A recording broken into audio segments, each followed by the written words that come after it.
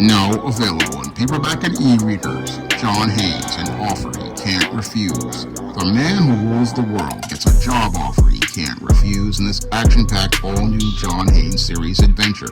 Get your copy of John Haynes, an offer he can't refuse at Amazon.com and online booksellers everywhere. It looks like the white media is trying to go to its usual group of black suspects to get everybody to stop talking about Jeffrey Epstein. Now, recently, a civil jury in California said that Bill Cosby was liable for allegedly drugging and SAing a woman in 1972 and awarded her $59.25 million for being liable for this alleged assault. Now, this 2-week trial basically was rushed through the civil courts, and in that civil trial, Bill Cosby was held liable for the alleged SA and battery of Donna Mortzinger that happened in 1972.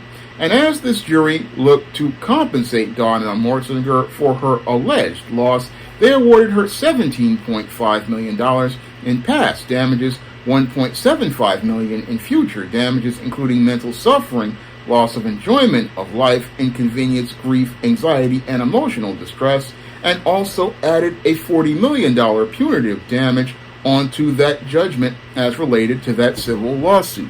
Now, this whole judgment really conveniently comes up as the white media has been doing everything in its power to try to minimize and downplay the impact of the Epstein files that have been released in a redacted fashion as related to the Orange Man's administration, and as they basically try to keep all of the information related to those files basically buried as related to the narrative, I find it interesting that they're going back to their usual group of suspects that Mr. Superboy has mentioned in many of his videos when he was on YouTube.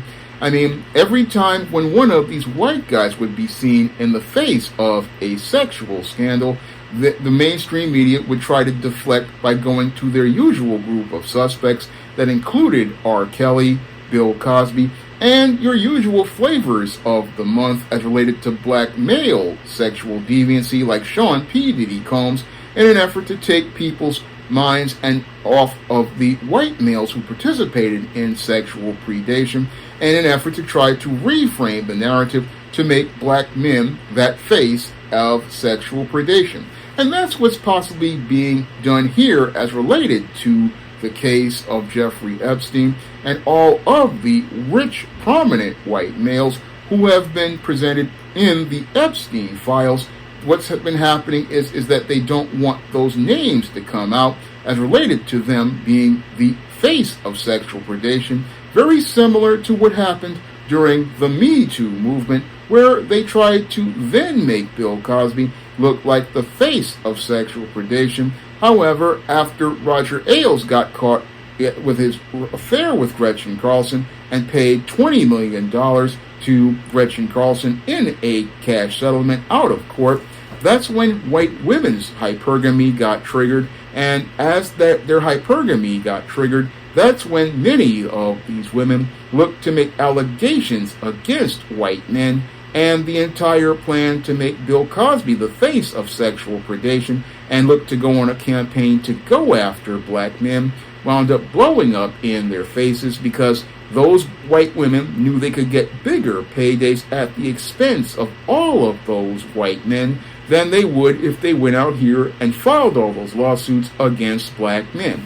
Now, in the case of this woman who made this case, her name is, I think, Mrs. Mortzinger. She is making the claim that she basically met Bill Cosby and he invited her to a comedy club, and after he invited her to this comedy club 50 years ago to see his stand-up act in a theater in San Carlos, he allegedly gave her wine and 2 pills that she believed were aspirin, and she was going in and out of consciousness as 2 men put her in a limousine.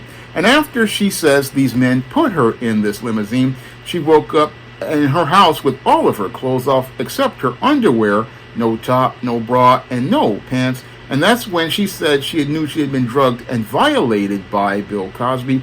Now, I found this to be quite interesting. This woman says that she was drugged and violated by this man, but the time that this happened, 50 years ago, we were basically, I think, about maybe 8-9 years out of Jim Crow.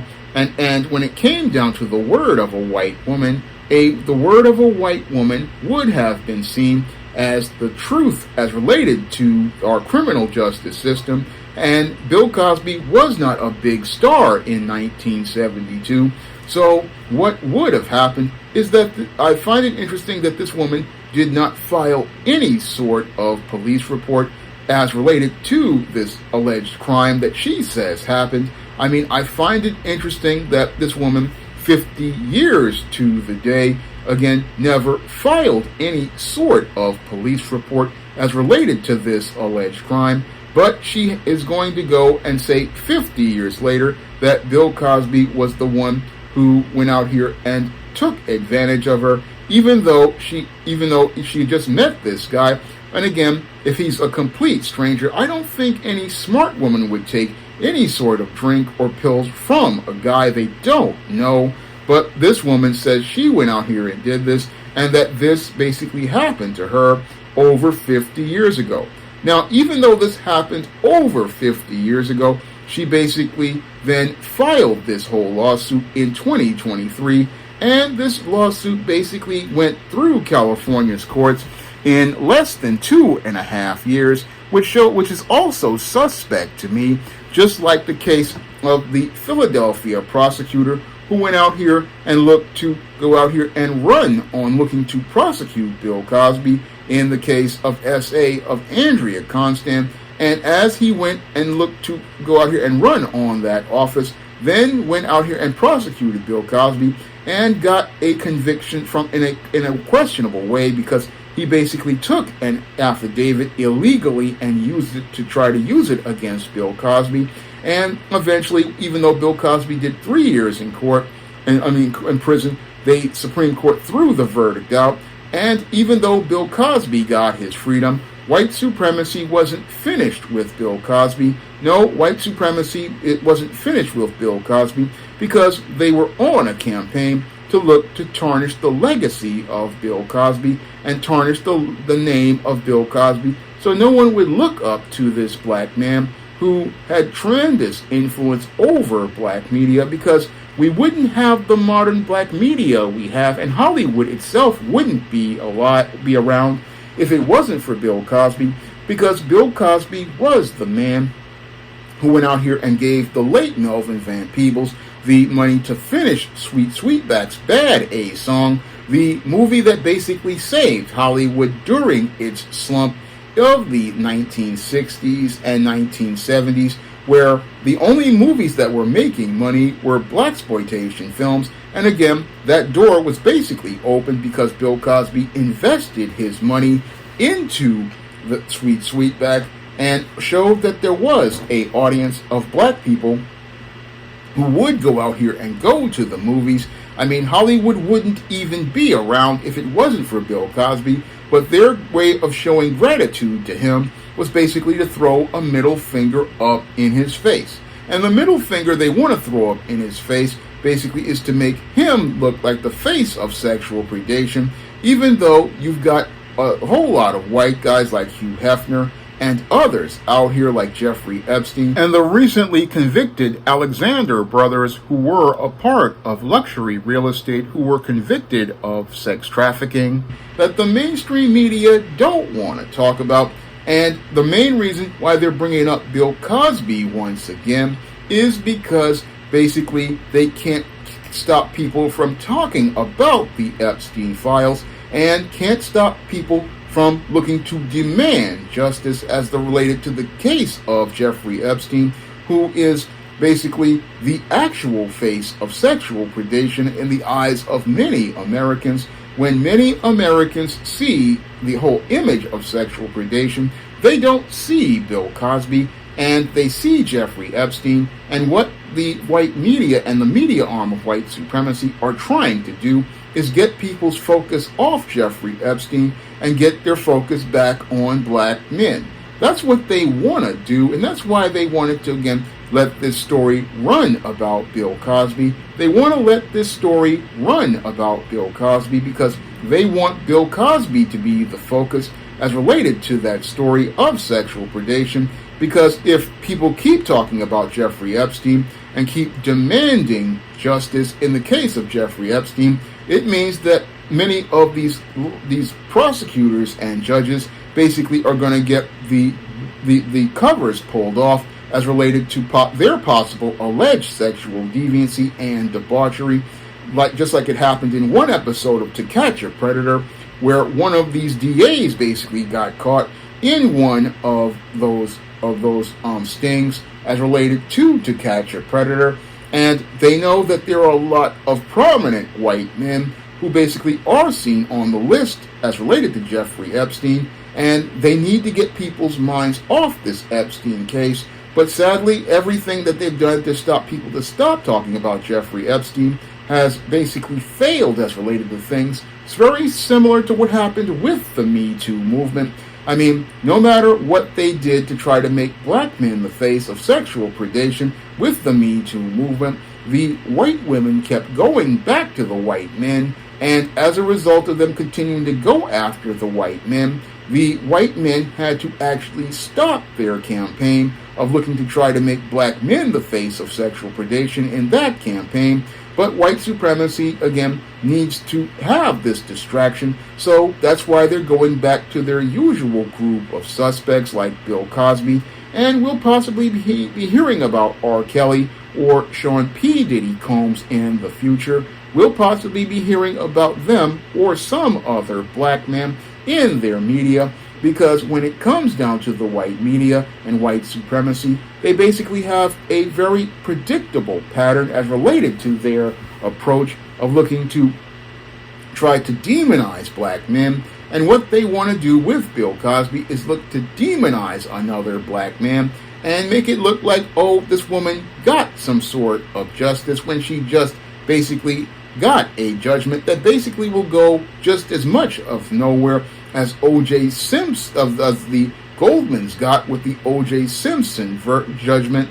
Now, if we look at O.J. Simpson, basically the Browns and the Goldmans got a $33 million judgment. But to this day, even though O.J. Simpson has been dead for about 3-4 years, the Goldmans and the Browns haven't gotten a single dime from O.J. Simpson or O.J. Simpson's estate, because O.J. Simpson's lawyers basically tied that money up until O.J. Simpson died, and they wound up getting nothing at the end of the day except a headline that was empty and symbolic. And that's what these white racists basically want. They want to get a headline for themselves to say they got some sort of victory, when in actuality they got no victory at all. And the only reason why they went and pushed this case through the courts is because they wanted to go out here and take away from the legacy of Bill Cosby, a black man. 2, they wanted to tarnish the name of Bill Cosby, a black man. And 3, wanted to go out here and look to try to take away from the financial legacy from his family. Now, I find it interesting that when it came down to Cesar Chavez, they also wanted to make that Latino man, again, a face of predation, again, in their efforts to deflect from Jeffrey Epstein. But quickly, that story was buried. I mean, they were talking about Cesar Chavez and what he did in the past, allegedly in the past, for a minute. But all of a sudden, the story with Cesar Chavez basically disappeared. And after Cesar Chavez's story disappeared, possibly because people in the Hispanic community wasn't going to have nobody talking about their heroes like that, all of a sudden we get this story about Bill Cosby. Again, a story that basically was put there because when it comes down to the media arm of white supremacy, they're trying everything in their power to get out from under this Epstein mess, because both on the left and the right, they both are caught up in the alleged debauchery that they are accused of participating in. And as they're caught up in that debauchery that they're accused of participating in, Just like many of the white guys like Roger Ailes during the Me Too movement, they're trying to scramble to get out from under the mess of sexual deviancy and debauchery they've participated in, and they're looking to use a black man to be the scapegoat and look to get out from under this mess. But there's no getting out from under this mess, because what God has said is what's done in the dark is coming to the light, and what's been done in the dark ever with all these white males is coming to the light, and they don't like having that light shined on them. They don't like having that light shined on them, and that's why they've got to go out here and again go pull up this old case from 50 years ago with Bill Cosby that basically looks to me like another case of a chick from the casting couch. Because when it comes down to Hollywood, what a lot of people don't know, that I know as someone who studied the entertainment industry for over 25 years, is that a lot of these chicks will, again, they'll see an entertainer and look to go out here and try to get something going with this guy as related to their careers, or try to get in with this guy. And when things don't go right, they want to revise the story and revise history. And in the case of them getting old, some of them want to get a payday for themselves as related to them either being on the casting couch or being a side piece. As related to getting involved with this celebrity, they look to revise the story as related to themselves. And that's why many modern black men out here, like your Jonathan Majors and Michael B. Jordan, they gotta watch how they move, because when it comes down to these females out here who are in some cases groupies, or they're on the casting couch, or they're side pieces, they're looking to get themselves a payday at that man's expense. And if you don't know how to move out here, what will happen to you is that this chick will go out here and look to make an allegation against you to get a payday at your expense. And that's the thing that Bill Cosby sadly reaped what he sowed, later than what he sowed, greater than what he sowed, by going out here and being too friendly to women and not keeping it professional. Because any other professional entertainer or someone who's a part of the entertainment industry like myself would basically tell this woman, you know, you can go talk to my agent and basically leave it at that, not even bother dealing with this chick and let her go on about her business. That's the formal way that many people in the business basically deal with people in the public, so that they can avoid criminal and civil liability. Basically, they'll just tell this person, hey, yeah, you recognize me, but you're going to talk to my agent, because I'm not going to have to deal with no lawsuit as related to engaging with you. Or they'll basically go silent and let their guards and their security deal with this person, and basically let them and have their cameras going to let people know what's going on. Again, the protocol basically has changed as related to things because of situations like this. But the main reason why this story is back in the media is mainly because the Epstein class basically can't get out from under the deviancy that Jeffrey Epstein was convicted of. And as a result of them not being able to get out from under the debauchery that happened on Epstein Island and the continuing demand for answers and demand for justice, this is why they got to go out here and pull up their usual suspects like Bill Cosby and possibly other black men in the future as related to their narrative. And Bill Cosby, again, is their whipping boy of white supremacy as related to this whole situation. He's the whipping boy of this situation. And basically, again, they only bring him up every time there's a white guy having to be the face of sexual predation. And with them not being able to get out from under Epstein, and I'll repeat that again, not being able to get out from under Epstein, they got to get us talking about Bill Cosby once again. Now, if you want to learn how to identify the behaviors of dysfunctional males like this, you can pick up my book, The Man Crisis, on Amazon.com in paperback and Kindle format. And there will teach you how to break out of that whole pattern of being a beta male. And also you can pick up my other book, Stop Simping, Why Men Don't Need Finance to Get Romance, so you can learn how to identify female predators so that you don't get yourself jammed up like Bill Cosby sadly did. And you can also find other books on the SJS Direct imprint on Amazon.com in paperback and Kindle format. You can also find them at other online booksellers like Draft Digital, Google Play, Barnes & Noble, and big box retailers like Walmart and Target. If you want to see me make more videos taking Hollywood to the barbecue, you can drop a donation to the Patreon, the PayPal, or the Cash App by clicking the links in the description box. That's all I have to say for this video. You can comment, rate, and subscribe. Now available in paperback and e-readers, Spinsterella Goth Girl Summer. Take a trip into the macabre world of goth modeling in the new millennium in this spooktacular Spinsterella story. Pick up your copy of Spinsterella Goth Girl Summer in paperback and e-readers at Amazon.com and online booksellers everywhere.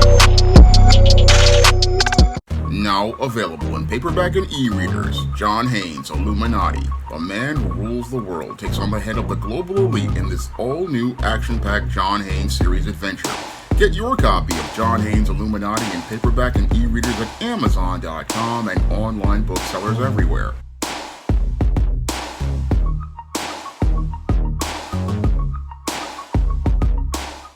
Support Black-owned and Black-operated digital broadcast media. www.niceradionetwork.com.